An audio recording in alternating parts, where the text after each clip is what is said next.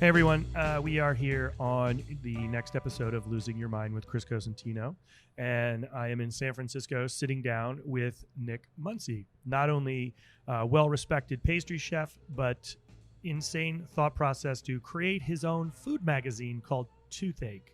So welcome. It's nice to have you. Thank you. Yeah, great to be here. So, Nick, let's start with your past first, and then kind of move, gradually into the present. Where are you originally from? Yeah, so I'm from Seal Beach, California, Orange County. Grew up there, went to high school there, went to culinary school there. Kind of started my career there. I worked at the Fairmont Hotel while in school, so the Fairmont in Newport Beach, not the famous one here. And yeah, so I kind of did the Orange County kid thing, which was great. And then once I graduated culinary school, went up to Healdsburg and worked at Cyrus. With Doug Keane. Yeah, and I was savory that whole time. That was before thinking about pastry. I had no desire to be in pastry.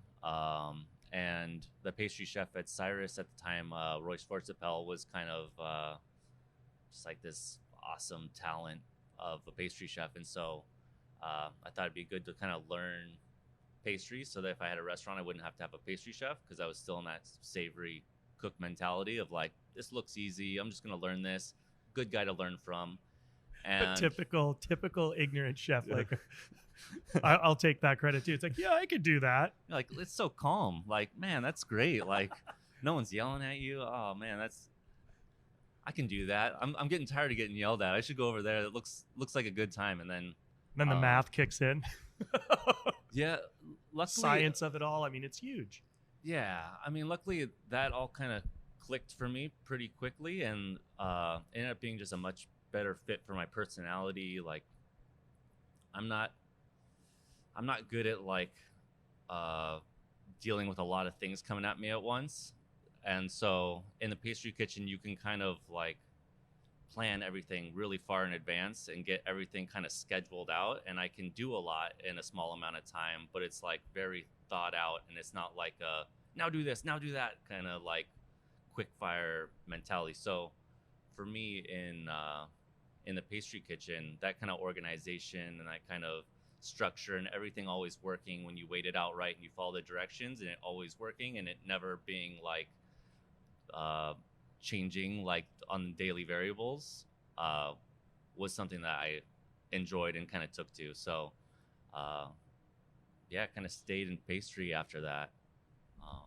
That's amazing. So it's like, I tell a lot of folks, pastry is science. You know, it's forecasting, it's scheduling, it's structure, it's organization. And everybody's like, what do you mean? And it's like, well, if you mistakenly weigh out your sugar or your yeast or your flour to wet, your wet to dry ratio, everything's off. Yeah. Everything. Because once it's cooked or baked, it's done. You can't put a smidge here. There's no like pinch of extra salt or a pinch of this. It's done. Yeah. I mean, yesterday, I had a new cook weighing out a bread recipe. He weighed something wrong, and within the first 30 seconds of it mixing, I'm like, this is wrong. I can tell just from the way it's coming together, this is wrong. It looks way too dry. Like, something's off here. And he's like, just add a little bit of water? And I was like, no. Like, we're throwing it away and we're starting over. Like, I don't know what you did wrong, and so we're not going to wing it because this is our bread. So, no, we start over. I would rather throw away a batch of dough and it be right than, like, wing it and then just have shitty bread for that night. It's amazing that instant thought process. Just add a little. A little bit will fix it. Get it to come together, and you're like, no. No, it just doesn't work like that. Flavor changes. So you're at Cyrus and you transfer into the pastry department. Mm-hmm. You're really digging it. And then what happens from there? So I went down to L.A., worked at the Bazaar for a little bit with Jose Andres. Not that he was really there that much, especially in pastry, but... Who was your pastry chef there? Waylon Lucas. Oh, I know Waylon. She's great. Yeah. Super talented. Yeah, it was great to kind of like work in a hotel again. I didn't enjoy the intensity, because it was very slow compared to being at Cyrus, where you're like running and like it's very I don't know, intense. And so being back in a hotel is kind of like this 8-hour shift, and you have like the employee cafeteria, and like they've kind of structured it for like cooks to be like all right cooks, and they're, you know, doing well there. So the prep load and like the workload wasn't very challenging for me. So I didn't enjoy that, but it was nice to kind of like be in a big place. I had a bunch of friends from culinary school that were working there. So it was more of like a fun time, but it was like learning those kind of molecular gastronomy techniques that were like still kind of cool at that point. They were kind of already going out of fashion a little bit, but yeah, but I mean, that was and when I think of going to the Bazaar in LA, I think of that beautiful pastry spread you guys had set up. Yeah, and no one goes in there. It's like the most beautiful it's like a Parisian, like a Parisian shop, like right in the middle of the hotel. It's beautiful. You've got like 30 different candies and cakes and things that you're making, and you're picking up the desserts. But you know, my first week there, I would start freaking out because like, we have 500 on the books, and you're like, oh my god, we're gonna be so busy. And then you'd sell like 30 desserts, and you're like, oh, okay, no one eats dessert here. Or you know, maybe that's just LA, or if you were in LA and it's an a la carte restaurant. I was used to kind of that tasting menu, everyone gets dessert. So that was a little bit of a change, but it was fun. I had a lot of fun there. I made some really good friends there. And then after that, I answered like a Craigslist ad for a pastry chef job, or pastry cook job at Saison with pastry chef Matt Tinder. And I had no idea what Saison was. I'm not very knowledgeable about like who's up and coming, and at that time they were kind of just becoming well known, and yeah, went and started working there, and it was great. And Matt Tinder kind of became my biggest mentor kind of in my pastry career. God, I miss that guy. Yeah, he's doing great things up in Bremerton. He is. It's beautiful. I love him to death. He's one of the most fun and talented, and I would say the biggest hidden gem of a pastry chef, I think. Yeah. He's a very hard person to work for. Mm-hmm. But I learned so much from him, and we were working together full time and living together. So it was nonstop, me and him for a few years. Oh my God, I can't imagine. People that know him is like, he's a very intense guy. So it was a lot of learning in a short amount of time, and a lot of drinking, and a lot of debauchery in a short amount of time. Our apartment was pretty gross looking. There was a lot of empty beer bottles. I can just imagine. I've known him for so long. I just can think about it. Just my head spins. Oh, dear Lord.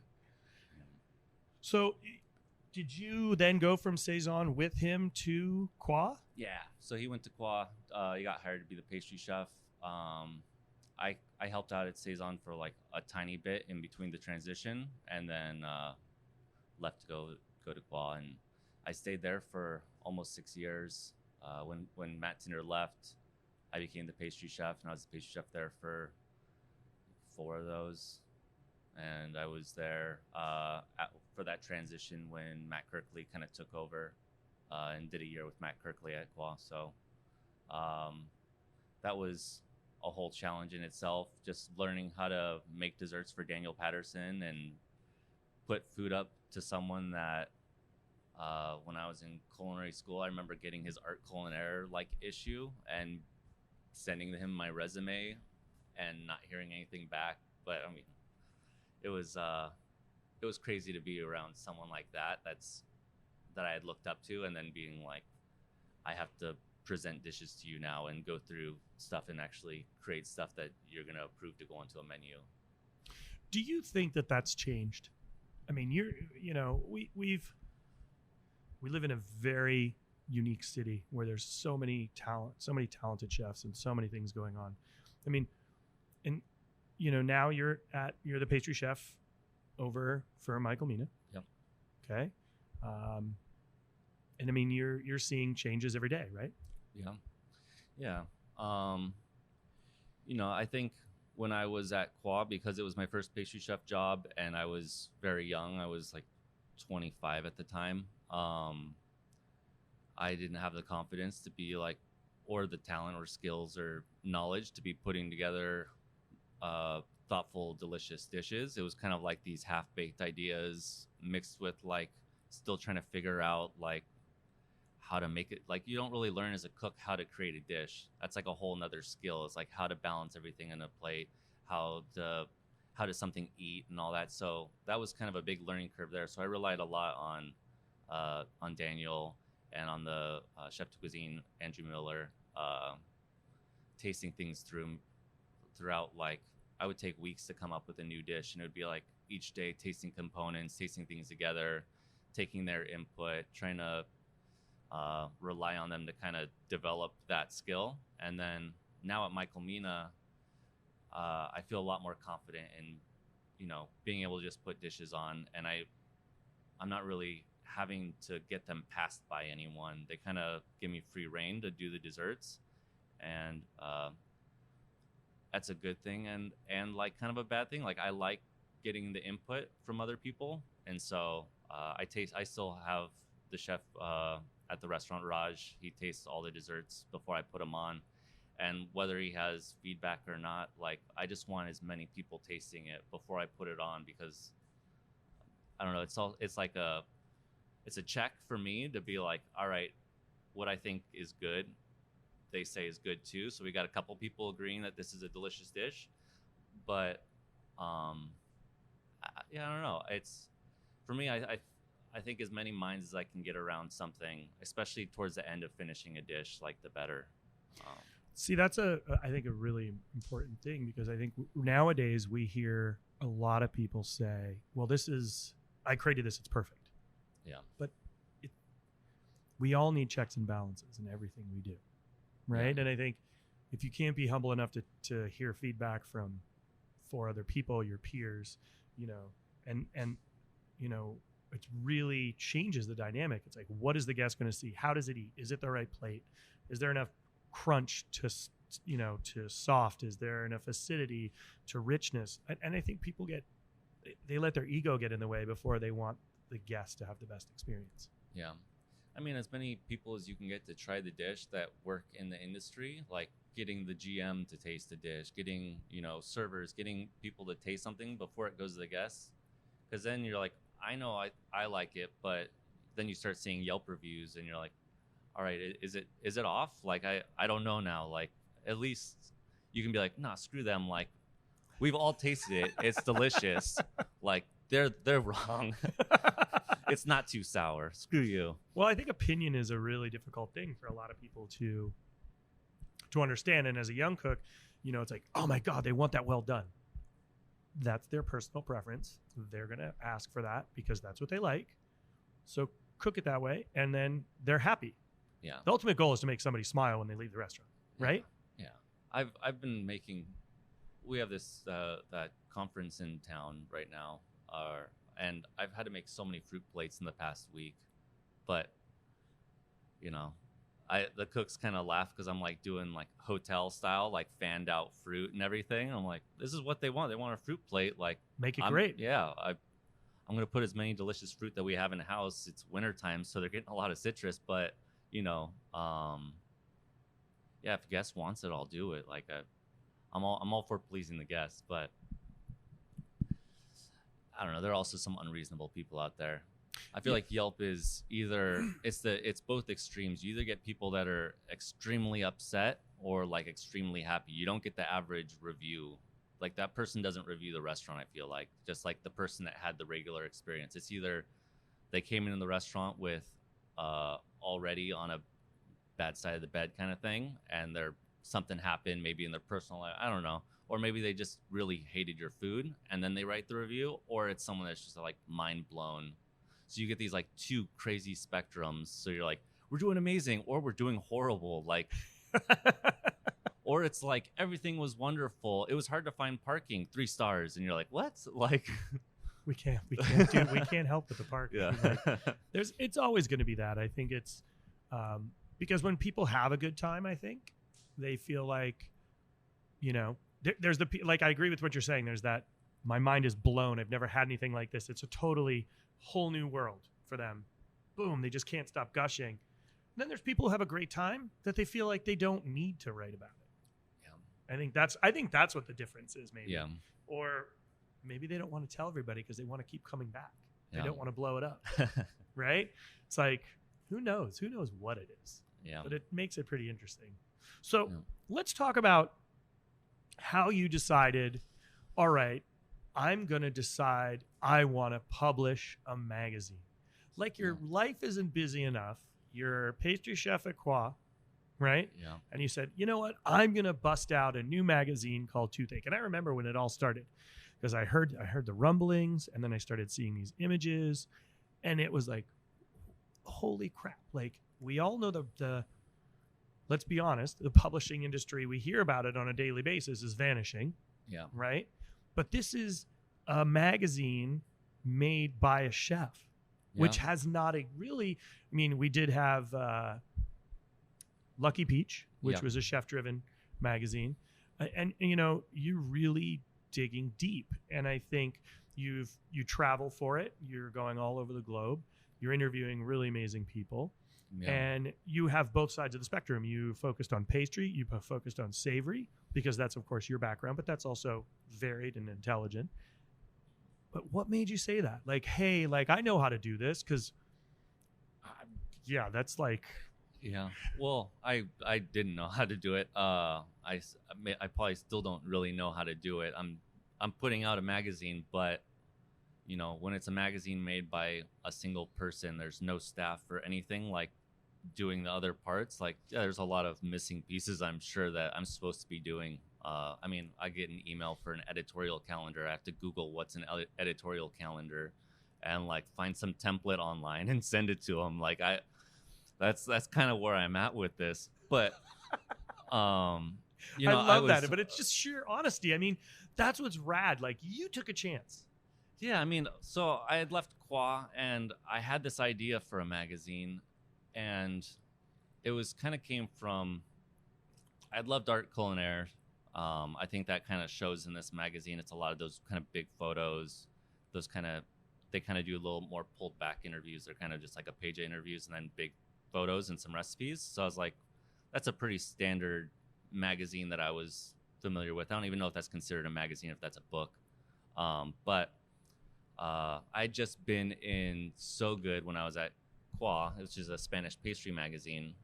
And I just remember, like, they asked for photos of the dishes, and I didn't have any. And so I rented a camera, and I took my own food photos, and I enjoyed it. And I was like, oh, these look great. Like, that wasn't so hard. Not to slight food photographers, but, it took a tripod, and the photos looking back at it now were not great, but they were good enough to get published in that magazine. And so, but they had asked for the photos. They asked for, they just sent me interview questions that I filled out and sent back to them. I sent them the recipes, and they just put it in the magazine. So I was like, what work did they do? They have like 8 people on their staff, which I know now is like, to sell the magazine, to do all the other parts of it. But I was like, that I could do that.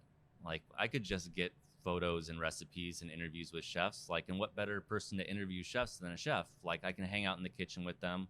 I can meet people that, I would like to meet, and also just like, originally it was like, I'm just going to show my friends, like, I'm just going to feature my friends. And so that's kind of how it started. In the first issue, I have a hard time looking at it because it's very rough to me now, because I feel like I've evolved a lot and like my skills at putting a magazine together. But just kind of started with that basic idea, and it stayed with that, where I just go and I hang out with chefs, and I'll have my camera with me, and I don't do like a huge photo shoot setup. Like, I'll post up near a window with my camera and like maybe a reflector, and I'll get some nice food photos. And and then now I'm at a point where the magazine's known enough that I can meet some people that are like my culinary heroes. So that's an awesome part. It's amazing. I mean, I've watched from now, and then you just brought the issue number 6 today. You have some really great guests in your magazine. Yeah, I try to balance like people I know versus people I don't know. Like I do a lot of, if I know I'm going to a city, I'll try to look at like even eaters like, 38 whatever restaurants or whatever, and just try to see like what restaurants in here do I not know, what's interesting, because I don't want to feature all the same people that are always featured, and I feel like those are the people I know is because they're always featured. So it's like, how do I get people that maybe don't have a PR company? Maybe it's just like, I'm direct messaging them through Instagram, like, hey, I have a magazine, I'm a chef, can I just come hang out, take photos, interview you, and maybe you can throw me a recipe and I'm going to put it in the magazine. So I try to keep it super informal. I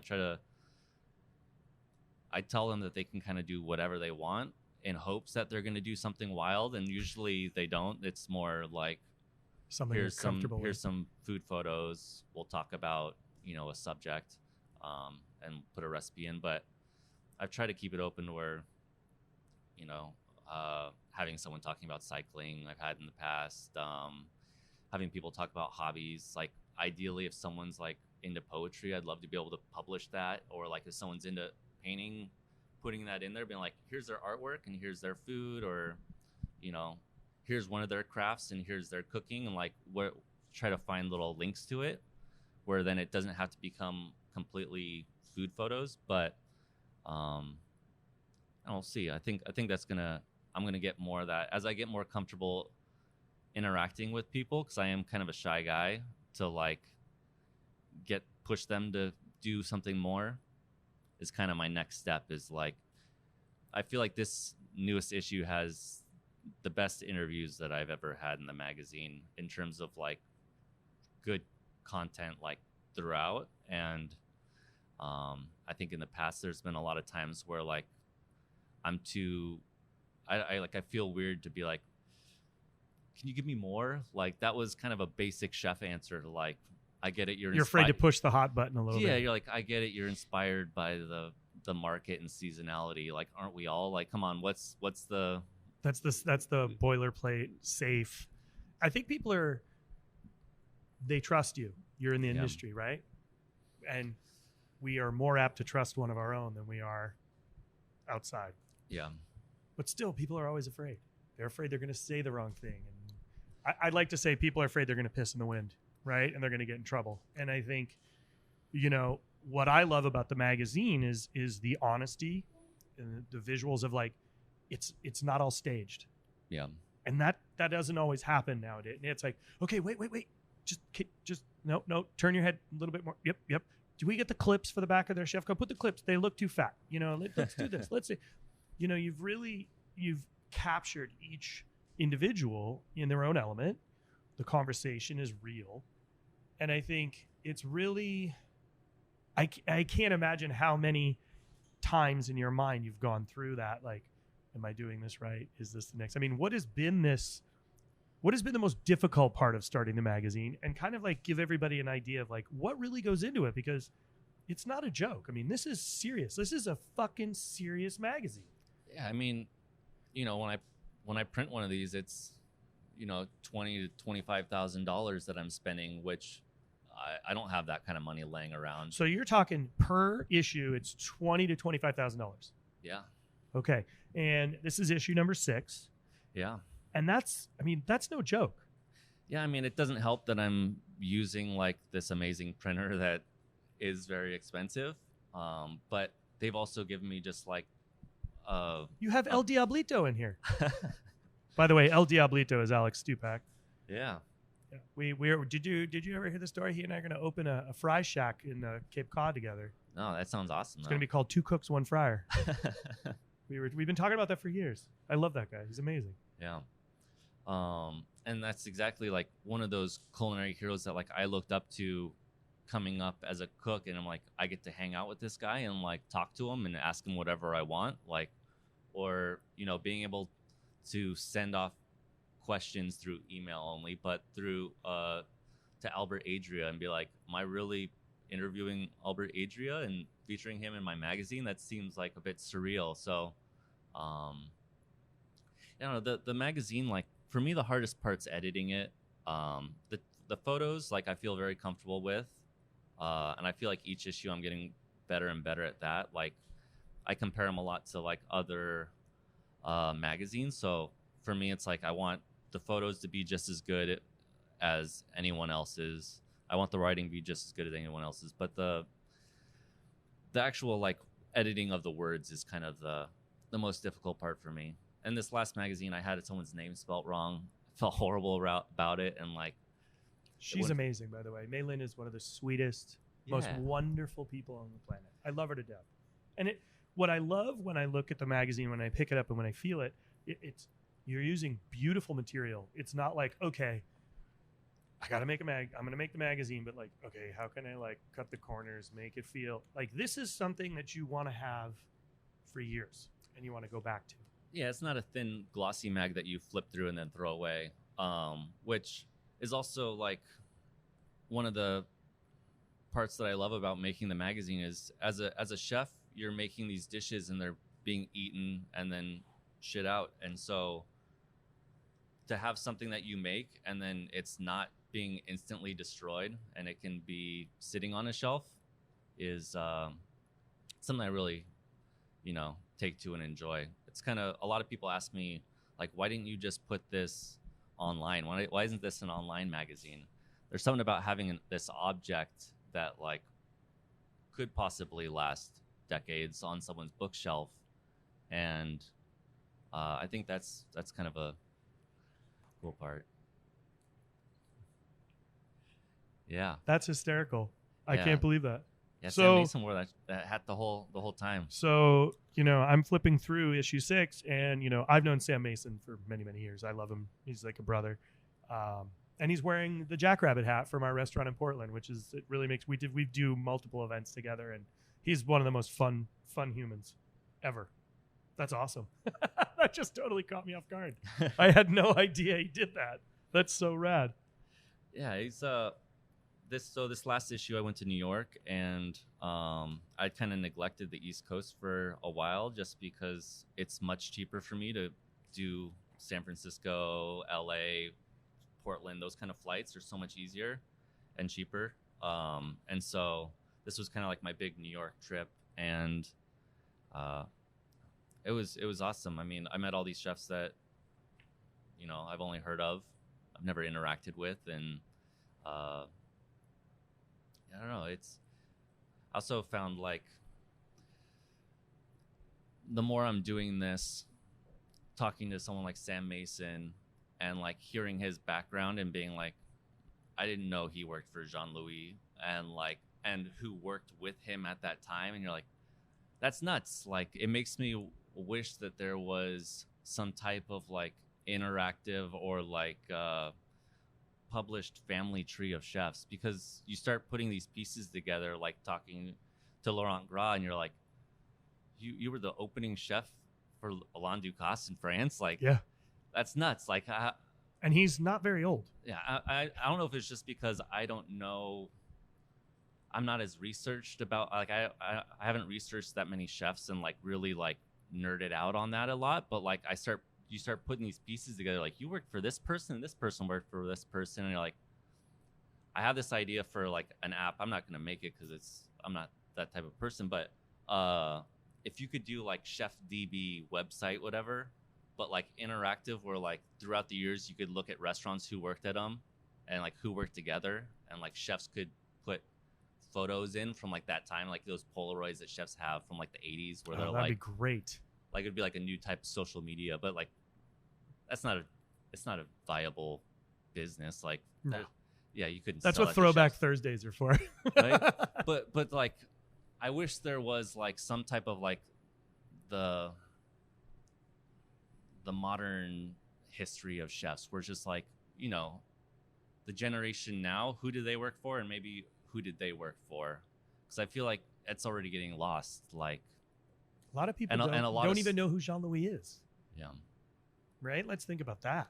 It's like, The first I heard about him the first time I ever heard his name was from Matt Tinder, because he had posted a photo of a Vitamix in front of his naked body. Yes. And he was laughing. He was like, "Oh, it's like the old Vitamix ones, like with Jean-Louis." And I was like, "Oh," and he showed me a picture, and I was like, "What are with all these like chefs naked? Like, this is such that a weird ad campaign was huge." I would redo that ad campaign for Toothache for free if they would let me. They probably would, because that was amazing. Like, you think about that: David Burke, Jean-Louis, Marcus Samuelson, Michel Richard. Mm-hmm. I think Michelle Bernstein did it. It was a long list of talent, and Jean-Louis was the first one, and people freaked out because that was when Vitamix first hit the market. Nobody really knew about it. I mean, it was an amazing ad campaign. Yeah. Of course, my wife was like, "Hey, look at that Marcus Samuelson guy." I was like, "Oh, God." It's like, I'm like, "Yeah, thanks a lot, Don." But you think about those times, and like, I'm amazed they said yes to doing that, like in the beginning. Like, so we have this idea. But it was only in Food Arts. You could only yeah. see the ad campaign in Food Arts magazine. And as you remember, I mean, Food Arts, to get that magazine, there would maybe be one place in the city where you could get it at an actual newsstand. Otherwise, you had to sneak it out of the chef's office, or you had to like get into the chef's office, get a subscription piece of paper out of it and sign up and like fill all the stuff postcard out. Yeah, insert. you're like, I got to get this. How am I going to get it to send it to me? Because they wouldn't send them to your home. They'd only send them to the restaurant. Yeah. And inevitably it would show up with your name on it, and the chef would be like, "How are you getting the mail?" And I was like, "I want the magazine." Yeah. I feel bad that that's like the first time you learn about a hugely like influential chef is like, "Oh, that's the dude that was naked with the blender." But then you're like, then it spawned the interest, and I think that's the difference. And I think that's rad. It's like that ad campaign. I remember when freakazoid of nature. It just is very exciting when you think that something as silly as that, but then it inspired the digging, and then the digging got you super excited because you found out more, and it's like, yeah, Sam, that's how Sam and I know each other. Yeah. And it's just like he was part of the Napa opening team in Las Vegas. And then he went to New York with Wiley to do the new restaurants. So, and Francis and all those guys. So you think about all those people and the, like, perfect example, Michel Richard, right? Who around here, Omri. Yeah. That's Papa Bear for Omri. So it's pretty interesting to think about that kind of stuff. That history and that lore. And it's changed. I mean, it's dramatically changed, the industry and how we work and how things are done. But those people were extremely influential in setting the standards, setting, the techniques, the moving forward, and the growing of our industry. Yeah.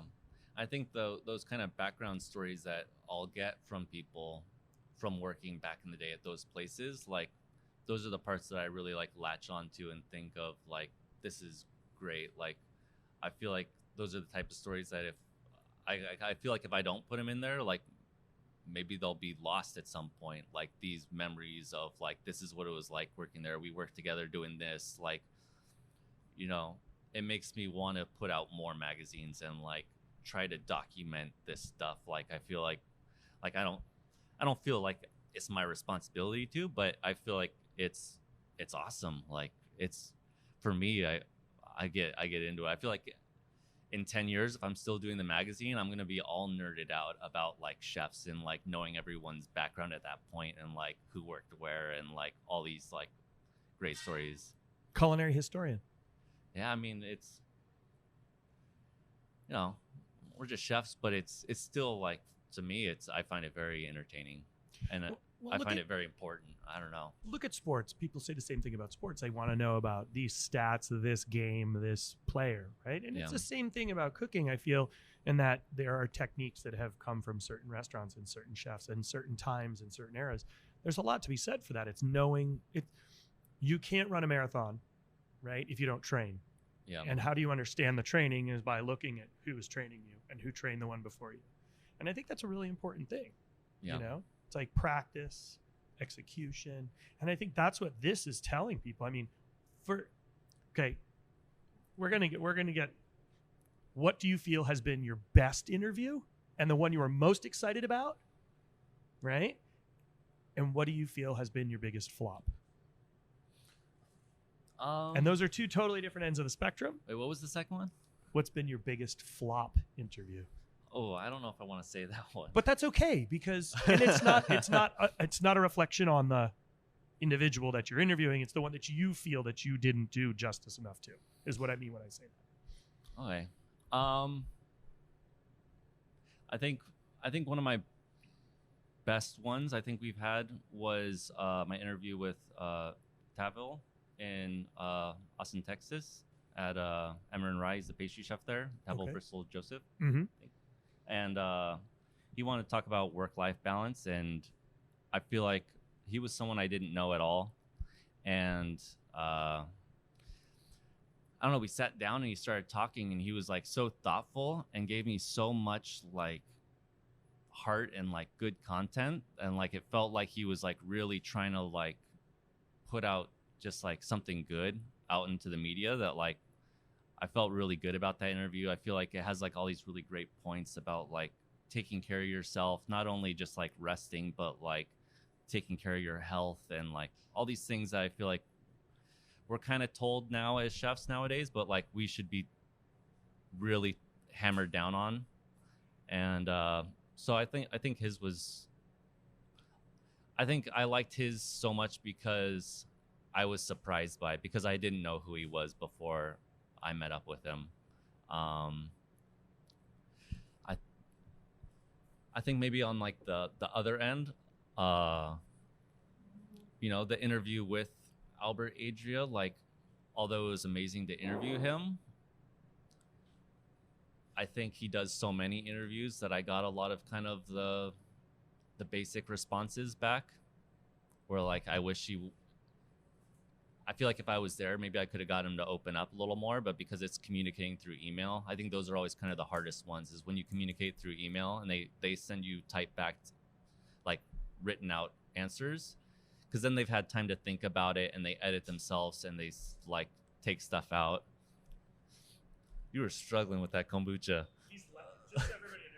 Just everybody understands. I'm trying to open a kombucha here. It's like it's like Pompeii here erupting on me.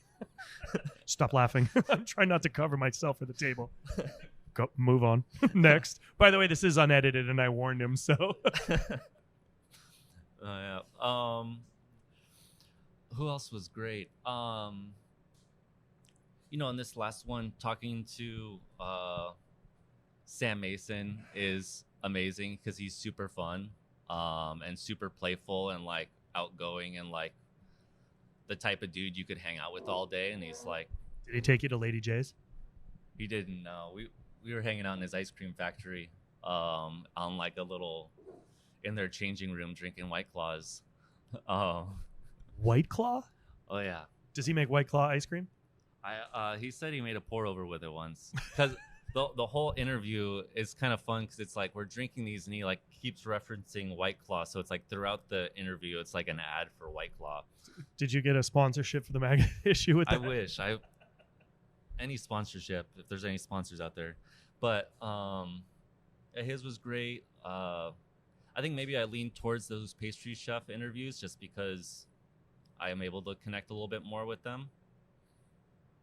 And it's like someone like Lincoln Carson, who I think is just like, and he's not only an amazing pastry chef, but he's had such an amazing career, and he's now opening his own restaurant. You're like, yeah, I don't know how he has the energy and like all that to be doing it. Like, it's crazy. And so, that's another guy that like I didn't know his background. And you're like, you worked at Le Bernardin back in the day. Like, it's those type of things are like what blows my mind a lot of times. He's so talented, and it's amazing to see his trajectory. You know, corporate pastry chef with Michael Mino, working at Le Bernardin. Now he's running Bon Temps, which is a beautiful French restaurant, and he's doing savory.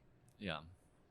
I mean, it's beautiful what he does. So incredible. And I think, you know, like you said, I can totally see what you're saying with with Albert. I can't imagine one, the language barrier, right? Yeah. On his interview, they sent me the questions back in Spanish, and so I don't speak Spanish.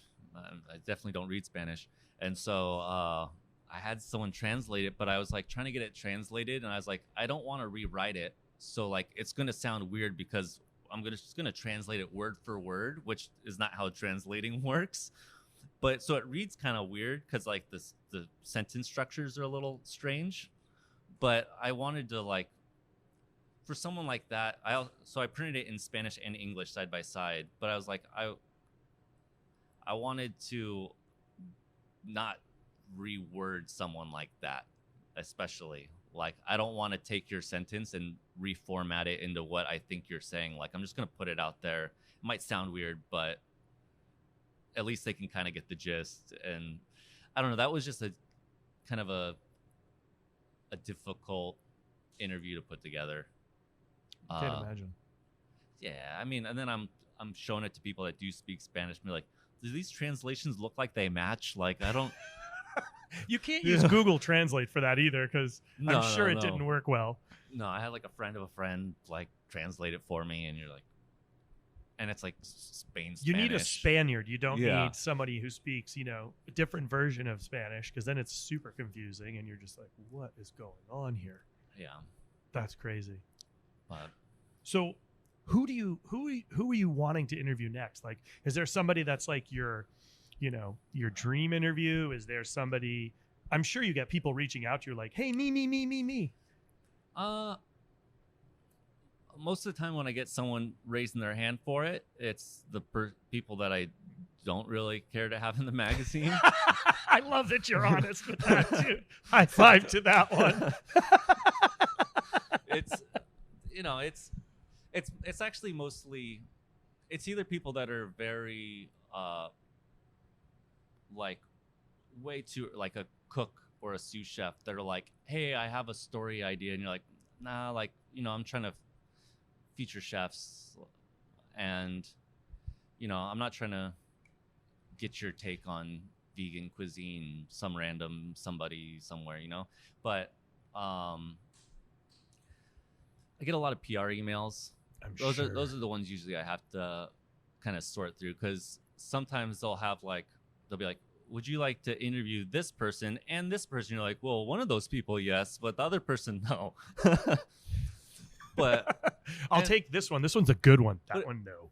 But it's hard to like, when I only have like maybe 10 to 14 spots in the magazine for chefs, because I like to give everyone like a good chunk of space in the magazine. Like, it's hard to pick the chefs, and like I try to be conscious of like, all right, I got big name people, and I have people that maybe are lesser known, and I have male and female, and people doing different types of cuisine, not just all, I don't know if it's just being in San Francisco and like kind of how it is right now, but like I'm constantly worried that like I'm gonna feature too many white male fine dining chefs, and I'm gonna get like the wrath of the internet on me. And it's hard because so many of the chefs that are the big name chefs are that. And Correct. So when you're trying to get these interviews with chefs, like, if I could do all unknowns, that'd be great, but then I wouldn't sell any magazines. So I got to put some people in there that are like the people that are going to sell the magazine. Like, yeah, you want to have a couple hidden gems, and then, a couple, I've never been able to see something cool. Like, it's been a while since anybody's seen a really great Laurent Gras interview. Yeah. And that's a big deal. Perfect example of somebody that hasn't been doing lots of press and media. That's a draw to the magazine. And then you have other people that somebody maybe not know. Like Sam hasn't been doing a lot of stuff lately, so everybody's stoked about that. What's Lincoln doing? I mean, I totally get it.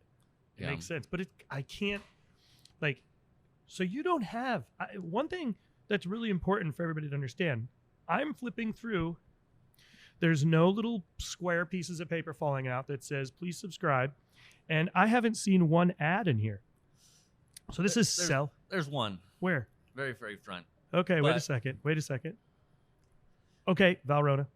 Okay. Yeah, and they've been, They've been So putting ads in the magazine since from the beginning. They've been, so I'm just going to lay this down here. We've got a high gloss, high quality paper magazine here. You have 128 pages, and you have 2 pages, which is basically the inside cover and the first page for a educational professional course seminar on how to become better with chocolate and where you can take those courses around the U.S. and different, with different chefs and different times of the year.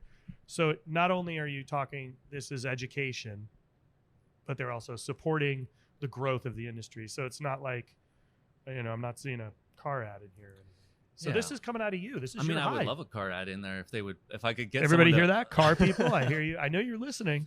I mean, I always wanted to be, even if I had advertisers like busting down the door wanting to be in it, which there's no reason they would want to be in a small indie publication, really, because it is so very focused at chefs and cooks. JB Prince, I know you're listening to this right now, and I know you carry the magazine, so maybe you should think about throwing my man Muncy here a bone and putting a back page piece in here, because oh my God, there's a black back page that would be perfect for JB Prince and all those culinarians that are purchasing this magazine. It's I've structured the business in the opposite way than a magazine does it. A magazine's paid for by advertising, and that's how they make it. I rely on sales. So like a magazine that prints, where it's all ads, they're printing hundreds of thousands of magazines, and they're doing that because now the advertiser is going to give them more money because they look at the print amount. They're like, wow, you're doing 200,000 magazines. Like it's going to go in front of this many people. When I'm like, I print 3,000 to 4,000 magazines, like it's not as appealing. So I actually have to work it the other way. So I rely completely on magazine sales, not on advertising money. And I mean, it's not paying anyone. There isn't a staff. It's me. So, and I'm not paying myself. So there's really no cost except for covering my printing and covering the, all those random travel business fees. Yeah, travel fees. Maybe every once in a while I'll splurge and I'll buy a camera lens like once a year or something. That's like nice, and then I have something to play around with and get excited about. But it's kind of the opposite business structure of a magazine. And I mean, I saw you had an interview with Chris Ying. Like I talked to him when I was first starting it. I sent him like a PDF of the magazine, and I was like, hey man, just like check it out. If you want to give me some feedback, it'd be cool. And the first magazine, I was like, I had no idea what it was to be making a magazine. So I was like, the first intro is like, there's no editors, no bullshit, blah, blah, blah.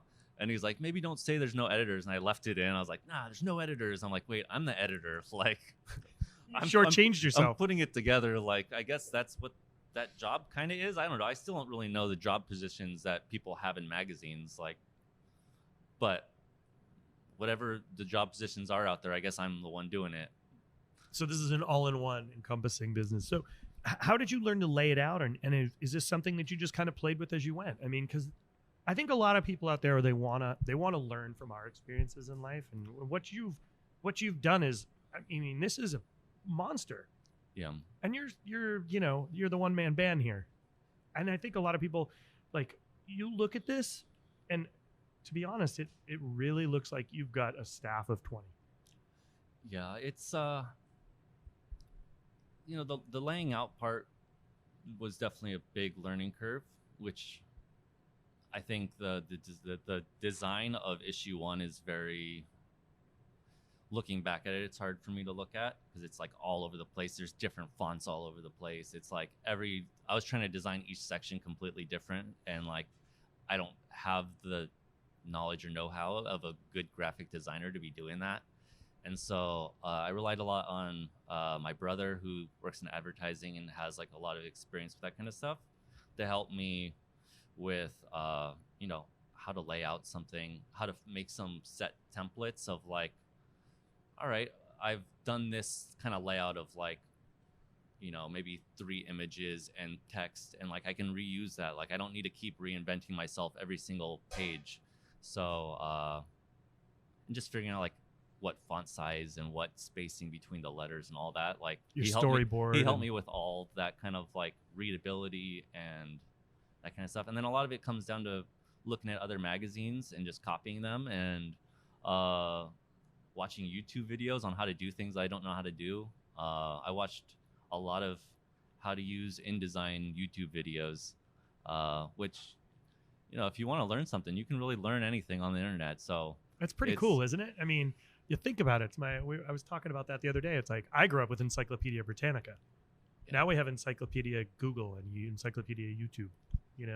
Yeah. I mean, I do a lot of Photoshop on a lot of the images. I'll like get rid of backgrounds and stuff because I am such a, like, for my food photography, I'm not really in it to make the picture the final image. Like I'll get what I need and then I'll fix it on the computer because I feel like I'm better at that than like trying to figure out a whole setup to have like this huge white background on something. I'll just get a little white background behind it and then like expand it. That's amazing. So it's a lot of that kind of like cheating away around things. So like, how do I make the photographs look as good as a really good photographer and just fake it to make it look right? Or, the cover being the lobster grabbing the balloon. That's a picture in my apartment of a lobster hanging by strings, and then a picture of a balloon on the ground with my fingers pressing into it, and then just photoshopping the 2 images together. It doesn't look like that at all. Yeah, well, spent a day on the computer. One day. So the cover took you 1 day to get the picture the way you want it on this issue. Yeah.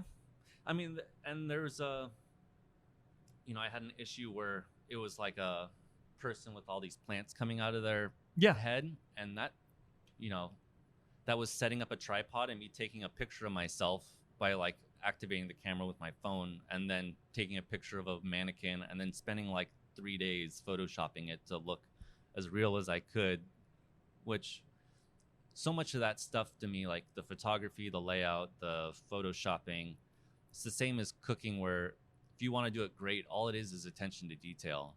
Like to cut out something perfectly versus like roughly, like is what makes the difference between something looking professional and real and looking like hack and bad. And like, so going in and being like, I'll even do it on food photos, even if people don't ask me to. If there's a big ass blemish on a mint leaf, I'll fix it. Or if there's a fingerprint, I'll fix it. Like, because I want their food to be presented as well and as beautifully as I can. So unless they really want to have the flaws on there, the little sauce drip on the tablecloth next to the plate, like I'm gonna get rid of it. So I don't know. Yeah, I feel like a lot of doing anything well, especially in artistic related things, or I guess anything, is just attention to detail. And I've kind of just always gone at everything with that. Is like, if I put the time into doing it right and taking the time to really focus, like that lobster, I had to zoom in like so close to that damn lobster claw to like cut around it and do all that stuff. Like, there might be easier ways to do it. I just don't know. But yeah, it takes a lot of time. But at the end, it's like you have an image that looks somewhat real. Looks like I got a lobster to grab a balloon. Which is pretty an insane thought. Are you having fun? Yeah. That's the number one thing I think that, I think most of the time I'm having fun. I mean, we all have our days when it's not fun, but in the bigger picture of things, is it everything you wanted it to be? And are you still having fun? And are you looking forward to doing the next one? I am. I'm definitely looking forward to the next one.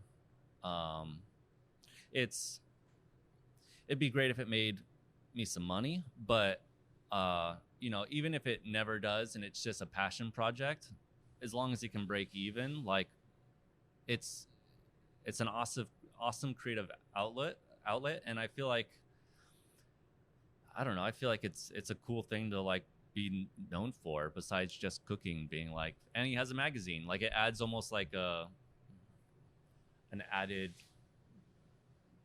I don't know, background to me, or I don't know, like a added authority to me that, like, I don't want to be an authoritative magazine maker or anything, but being someone that's doing something cool for the industry.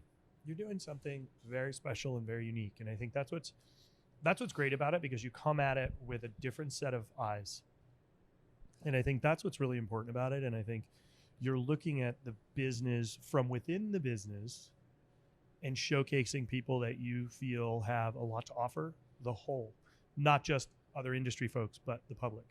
Yeah. And it's a really fresh look at food, the industry, our peers.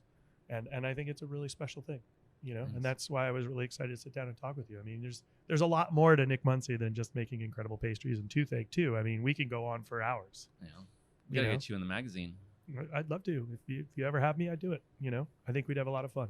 Take a picture of you with a blender in front of you. Oh my God, that would be awesome. Either that would go over really well or really poorly. Could you imagine? We'll do the comparison. What we'll do is we'll get Tinder. Some animal part or something. We'll get Tinder down here to do it. He and I to do 2 cooks, 1 blender. That would be horrifying.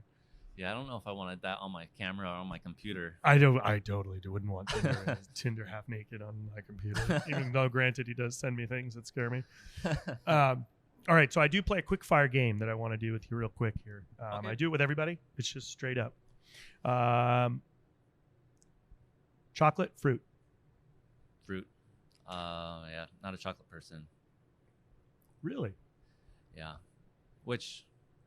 And I don't like making chocolate desserts. I feel like it's too easy. But if Alrona's listening, I love chocolate. That's amazing. Okay. Hamburger, hot dog. I'd say hamburger. Ketchup or mustard? Mustard. Dijon or yellow deli? Yellow deli. Oh, that was just right through the ribs. Beef or pork? Pork. Nigiri or sashimi? Nigiri. Sea urchin, caviar? I feel like I would usually say sea urchin, but I feel like I've been eating a bit more caviar lately, and I've been enjoying it. And I've also had like a couple pieces of sea urchin lately that haven't been that great, and so I might go caviar. Seasons change a little bit too. Coffee or tea? Definitely coffee. Definitely coffee. Yeah, there's a lot of things like I feel like I haven't experienced. Well, I've listened to some of your podcasts where you're like ham from here or here. I'm like, I was dreading that you wouldn't ask me something like that, because I feel like I haven't had a really great. I've had like hamon, but like I feel like I haven't had like the most pristine of that. I haven't had like a really great American ham. There's all these like things that, hamburger and hot dog. You're like, I've had a lot more great hamburgers than I have hot dogs. Maybe I just haven't had the right hot dog. So it's hard when like it's just fun, And Yeah, I think that's the thing. It's just because everybody has preferences, and I think that's my point that I'm trying to make. That like we go out to eat, right? In our business, we feed people, we make people smile for a living, right? That's our whole job. We don't pull teeth. We don't put numbers in sequential orders. We're not doing accounting. We're not doing their taxes. We're not writing tickets. We're there to make people smile. And there are so many different things that make different people smile for different reasons. Yeah. Some people are looking for the perfect hamburger. Some people love that perfect snap on a really old school style hot dog. Or somebody loves chocolate more than they love fruit. It's all based on, for some people, it's about texture, right? Yeah. For some people, it's about craveability, or maybe it's a taste memory or a moment in time. And I think that's why I ask these questions, because everybody has a totally different answer. Yeah. It's like red wine or white wine. Definitely white wine. Me too. Do you like champagne or do you like rosé? I mean, they're not mutually exclusive, but exactly. See, that's the point that I'm trying to make, because there's like somebody may have a favorite. It's like, I really had this really cool one, but I love rosé at this time. Beer or tequila, brown spirits, white spirits. Everybody has their thing. Yeah. Flavors textures, and that's what makes it so much fun. That's what makes our business You're cool. recording it. These are my answers now. But at the moment, you know what? They could change tomorrow. Do you not like kombucha? Do you like kombucha? You know, this kombucha is great. Granted, it erupted like Mont Pompeii here. And, you know, we're all covered in kombucha here at this table. But I think that's what makes our industry really fun. Yeah. And being able to sit down and share your experiences with the world, to me is what I don't have a skill set to put something this beautiful together, but I can sit down with 2 clown nose red microphones and have a great conversation with somebody because I have the gift of gab and let you tell your story to the world and share your knowledge and your information. I mean, I hope that after this, you could do that. No, I couldn't. All you have to do is watch some videos. It's doable. I don't have the bandwidth. You already got the interviewing part down, so the interview part's the easy part. But I think people really enjoy hearing a conversation. Yeah. For me, and that's why I enjoy doing it. And my goal is like I have an interview coming up with a couple different folks that are very different. And as you know, you've seen, it's a very scattered type of thing. It's not just all chefs. It's, you know, people in skateboarding and cycling and music. But everybody that I sit down and interview, it's all about really spreading their information and their past and their history, because we've all gone through trials and tribulations to get where we are today, and none of our paths have been easy. Yeah. And hopefully somebody listens to this, learns from it, and says, hey, you know what? That's pretty amazing what he did with that magazine. I want to subscribe to the magazine. I want to see what he's doing. And, you know, I'm going to get into the publishing industry, and I want to make it better. Yeah. And that's the goal, whether it be music or food. You know, your experience is going to affect somebody else. And that's what this is all here for. Yeah. Yeah. I mean, if there's anyone out there wanting to make a magazine, the email is me. That's all it is. And I'll tell you. I mean, that's the whole thing. Like, everybody out there, you guys should definitely be checking this out. You know, you can go to the website, you can subscribe through there. Right now is issue 6. When and how often are you publishing? So I'm doing it twice a year. Twice a year. Yeah. And I'm struggling at that, but we're getting them done. Or So, I'm getting them done. You guys, you can go on the website. You can buy a bunch, which meaning you can buy all 6 issues as a cluster pack. You can subscribe. Please do. They are going to be things you keep forever. I'm looking at beautiful, beautiful breads in here, which I know Nick made. Those are all your breads, aren't they? Beautiful. Yeah. So I think there's a lot to learn and there's a lot to share. And guys, make sure you check it out. Nick, I'm going to let you go to work. I know you probably have.